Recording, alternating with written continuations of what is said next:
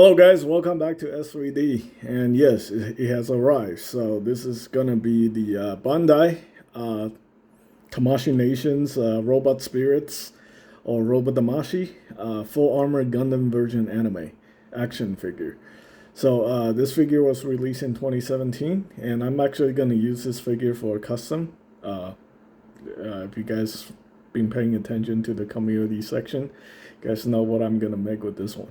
It's all paid for by my customer, so that's perfectly taken care of. I think for 2022, I'm just gonna make all my customs out of action figures. Lately, I have some some dispute, drama relating reselling some custom model kits I made for people. Just when a custom is made from an action figure. It actually holds its value a lot better than a custom that's made from a model kit. Just unfortunate reality. But anyway, that's all bullshit. Nothing to do with this review. So let's go ahead and get into the review. I will be breaking this review up into 4 categories. And, give you guys an arbitrary number at the end of this video. To see if I can recommend this figure or not. This is actually a very good figure. I have seen this guy in person several times in the past. A lot of my friends own this figure, and it's overall pretty good. But, you guys know me, I'm a Xeon guy, right? Just by looking at the logo on my channel. While I like Gundams, I'm not like crazy about Gundams. So anyway. This is a brand new box, although this tape here seems a little sketchy. But anyway, let's go ahead. I had to buy this figure online because the only one we can get right now is the Bandai Tamashii online exclusive, the full armor with the real markings. And since I'm going to paint the figure, I am not going to, I'm going to be painting over all the real markings. So, and I'm getting the old one from 2017. So anyway, let's go ahead and pop this thing open. There we go. All right, so yeah, it's this figure just recently been reissued in 2021 as the real marking figure. So there's that. Wow, promotional materials, huh? Interesting. So we have a G3 color. This is actually something I have never seen anyone reviewed on online. The G3 color version of the Grandpa. The Zaku Cannon. One of my greatest regret is selling this figure.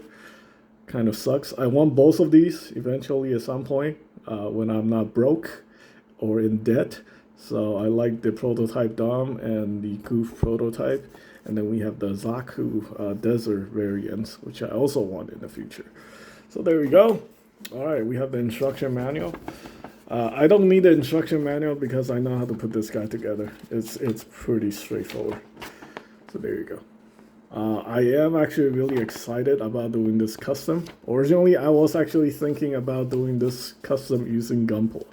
But, obviously, knowing the problem I'm going to run into when it comes to reselling, or, my customer potentially want to resell the figure in the future or something like that, it's probably not going to work out for it. And I don't want to deal with any more drama in that regard. So, there you go. We have the figure and all its armor right here in this container. And then we have the accessories. So what I'm actually really excited about are these parts, these effect parts.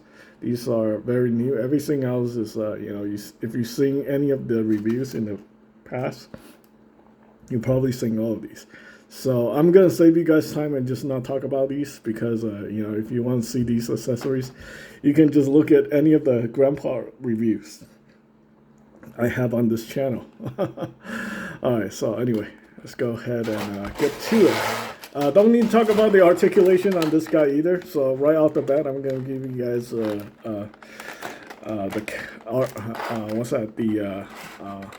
category for articulation. 8 out of 10. It's the same figure that we've seen before.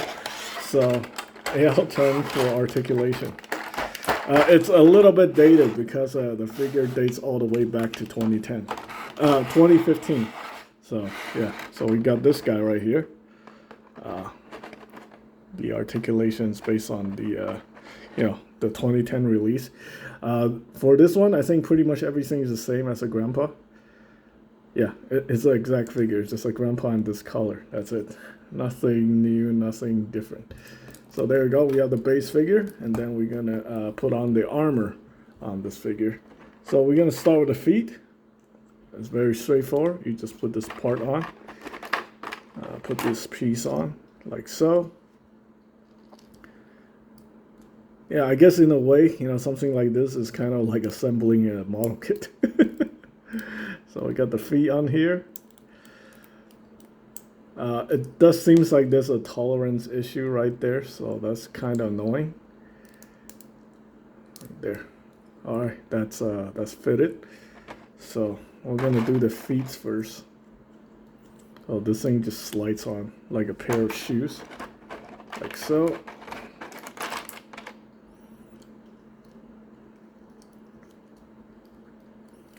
I mean, is it too early? I have to say the appearance for this figure is 10 out of 10.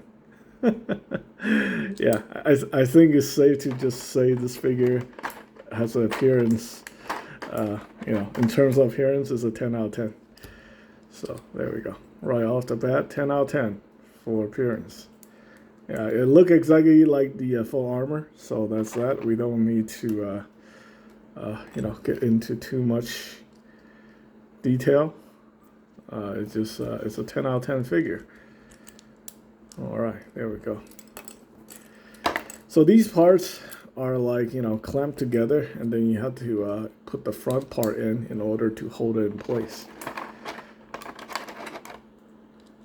So you put the front part in like that, and that should hold it in place. Like that. Make sure these tap in properly. Yeah, it's a little unfortunate, but it seems like parts tolerance is a kind of issue with this guy. Alright, and then this thing clamps on right here. And then we have this part that goes on here. Like so. So yeah, overall it looks really nice. It's just a bunch of armor that you attach to the figure. Some people complain that Bandai should make the figure with non-removable armor.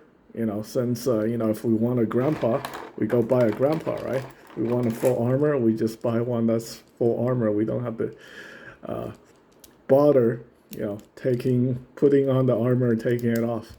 I do agree with that argument. I wonder why they do that. I think they could have just molded this whole thing and then not charge us like $80 for like something that have like a removable armor gimmick, but that's just my opinion. Some people like to have the armor on and then the armor off. Yeah, and I can't really argue against that either. So there you go. All right, so we have this piece. What is this piece for? Oh, this is for the back piece. Yeah, I believe this is for the back piece. I think I might have to look at the. I actually, that's one piece that I don't know where it goes, unfortunately. Yeah, but I'm very familiar with this figure. There you go. Yeah, that. I'm pretty sure this one belongs to the back. Let me look at the picture. I just have to be 100% sure.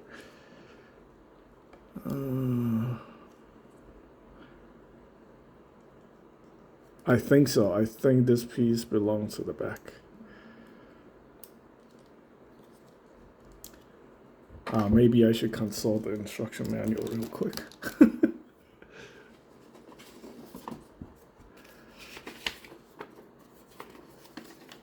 That's kind of unfortunate. I can't believe I didn't know that where that piece goes. Yeah, it does. It belongs to the back.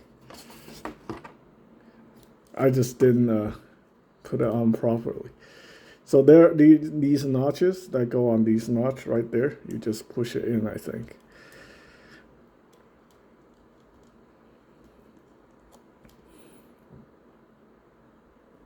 There you go, like that. And it still works. You know, you can still open this up to hold the bazooka in there if you want to.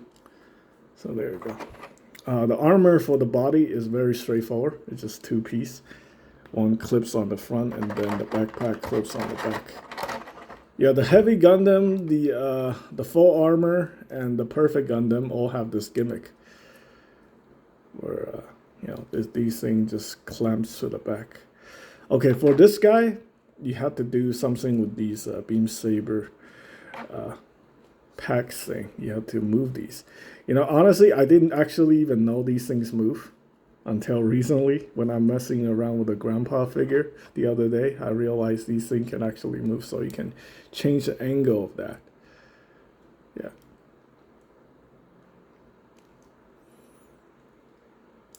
I'm not entirely sure if that's helpful, but I think moving it will make it easier. Again, we have a parts tolerance issue here. I feel like I'm going to be breaking these tabs for some weird reason. So let's go ahead and get the backpack in first, and then I get the armor on here. Yeah, I think with the... this is the first one in the line, so they reuse this mold again for the Perfect Gundam 2, which is a recolor.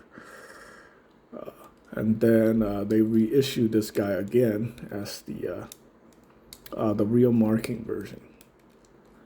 Interesting, huh? Has fitment issues. All right, so you know, to be fair, I think a lot of people prefer Gunpla versus the Robot Damashi figures because there's a very bad stigma about Robot Damashi figure having you know, a lot of quality control problems. And yep, this is definitely one of those situations where you run into QC problems where the parts don't fit. Yeah, they don't fit because quality control. Holy shit, that's terrible. I put them in and they want to pop right out. That is very, very disappointing. Look at that. I pop it in and it wants to pop back out. That is horrible. That is absolutely horrible. Like, how is this even possible? Awesome quality control there, man. Tamashii Nation. You know, we like to make fun of Bandai for they put on their quality stickers. Oh, dude, this one doesn't even have that seal sticker on it. That says Tamashii Nation quality. So I guess it's not a quality product. Oh my god, I mean, look at that. Look at that shit. Holy shit. What the heck? Come on, Bandai. Seriously? Alright, quality control. Right off the bat, 5 out of 10. You cannot have this kind of stuff. Bandai cannot get away with doing this kind of stuff. That was really terrible. Okay, I finally got it to fit. I don't think it's a user error. Maybe it's a user error. Okay, we'll revisit that in a bit. Maybe I did something wrong here. But, yeah. I mean, you guys all saw it on camera. I'm not doing it on purpose. It didn't want it to fit. But once I got it fitted, I think it's okay. Yeah, it's fitted properly.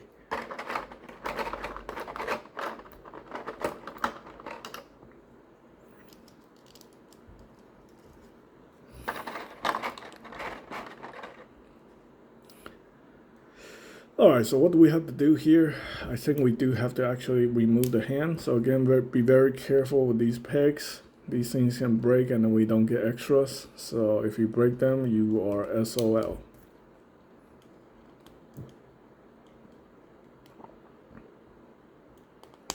The hand peg goes on here, and then the shield. Oh, I put the shield upside down. Shield like this. There you go. And the next one, right here, slice in like so. The hand. I think with this hand we had to use the gripping hand, but I think I might be able to get away with just using the regular hand maybe. This thing actually have a handle, right? Yeah, so we are going to have to use the gripping hand, unfortunately. Alright, so you have to swap hands. More work. Alright, I gotta open up this tray anyway. For the weapons.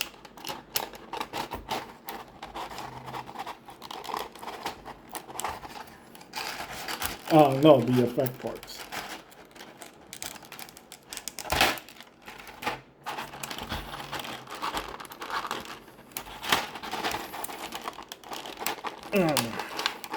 This is gonna be like a 20-minute video. And a lot of it's just me struggling, trying to get the parts on. It's an unfortunate situation. But, okay, we have a lot of effect parts on this. So in terms of value, right off the bat, I give it a 9 out of 10. What's it missing? Well, it's missing a stand. If it comes with a stand, then 10 out of 10. But in terms of value, this kit gets a 9 out of 10. Quality control, again, I said 5 out of 10, but we'll see. At the end of the video, maybe I'll change my mind about the quality control. I think it could be user error. But yeah, I don't see any nut marks. You know, I don't see nothing broke. So, and I don't see any I don't see any paint issues. So, yeah, quality, that could be just a user issue. So, okay.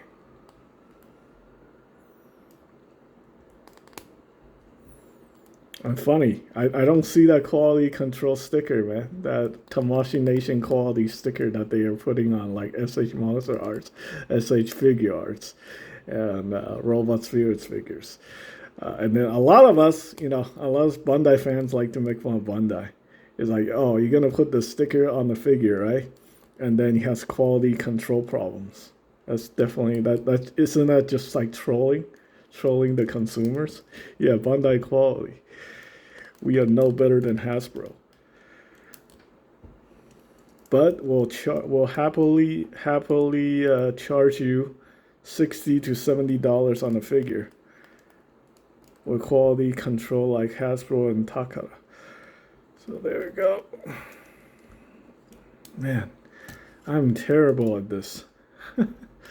I cannot even get this hand to fit. Like, what the fuck? Maybe I should stop reviewing Robot Tamashii figures. This is embarrassing.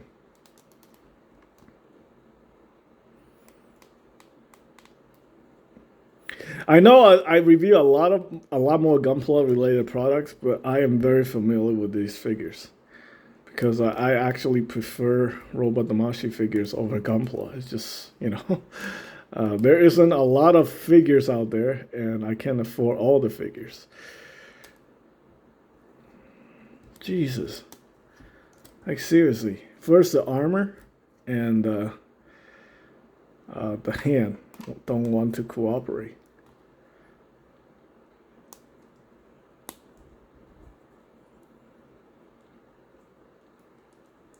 Okay, I think I finally got that in there. I think like some of the older figures have like tolerance issues. Like for most of the stuff after 2018, I think most of them are pretty good. Like I don't think you're gonna have too much quality control problems with like newer products. Yeah. When it comes to fitment, but who knows? Sometimes things can still get really ridiculous. Okay, so you can actually take the handle apart. I didn't know that. So there you go. We got that piece. And then we got this piece over here. All right, so what happened? How do we do this? We clip that on right there, like that. What a pain in the butt, right? All that work just to get this double beam cannon on there. Again, visually, appearance-wise, 10 out of 10. Okay, so let's go ahead and get these effect part on here. We got the effect part for the cannon right there. That looks pretty cool. That's a shell firing cannon. It can be articulated up and down. And then we got these parts right there that opens up. He does actually come with another V-fin, but that's the Vulcan firing effect. So you got to be careful with this. If you break the V-fin, you are SOL. And yes, the Vulcan firing effect, this is plasticized PVC.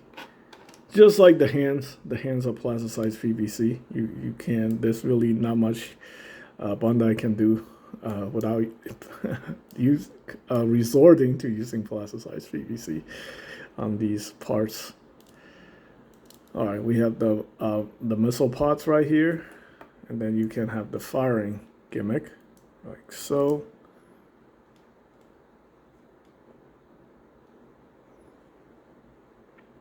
I think it just slides in like that. Yeah, it's kind of clashes with the head and stuff. So you gotta be you want to kind of be careful when messing with these. Oh, okay. So there are different notches. So there's a left one and then there's a right one. You can see from the notch.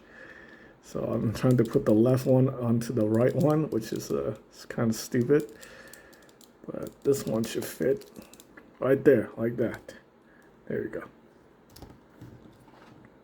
That's pretty cool. And then we have the knee armor.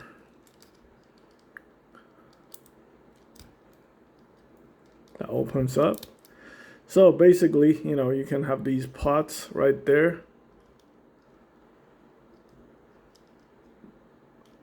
These missiles like that, and then you can have the firing one when it's firing off. Again, are these specific? I think it's specific. So you have the left one and then the right one. I mean, it even says it. You see the R right there? R means right. So this one goes on the right one, like that. Move this thing back.